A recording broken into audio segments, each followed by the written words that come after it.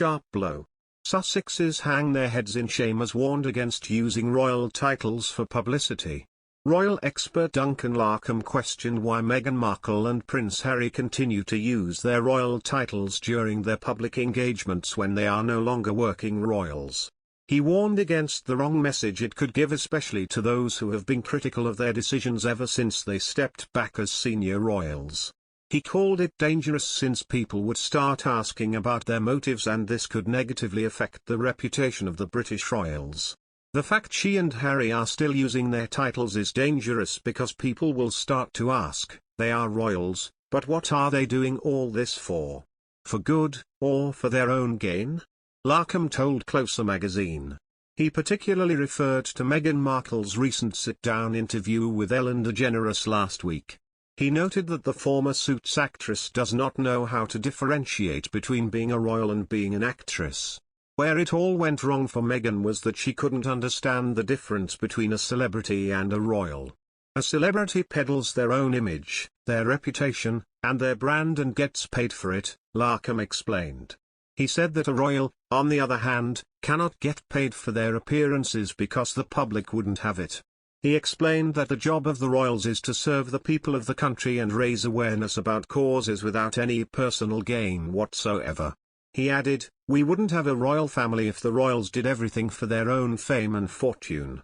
Meanwhile, Meghan has also been warned further of unauthorized biographies. Meghan Markle, 40, warned her life ahead of joining the royal family could spark more unauthorized biographies with awkward revelation. Royal commentator Jonathan Saccardotti claimed that more unauthorized biographies about the Duchess of Sussex could appear in the future. Speaking to Express.co.uk, Mr. Saccardotti said, "I think Meghan faces a fairly big challenge in terms of family. She's cut off members of her family entirely, including her father, who she seems to have been very close to growing up, and he seems to have supported her and paid for her to be privately educated. Now she doesn't talk to him as far as we're aware. He frequently speaks out about that and he's quite critical of her and Harry's behavior. I think that we can expect in the future members of her family to increasingly say things that she doesn't want them to, whether it's her brother or her father. I think we can also expect more awkward revelations of Meghan in terms of books written about her. I think unauthorized biographies will be a counterbalance to the very, very carefully managed PR efforts the couple put out themselves. They need perhaps to think ahead to how they'll react to those sorts of revelations. Meghan is somebody who has had half a life before she became connected to the royal family.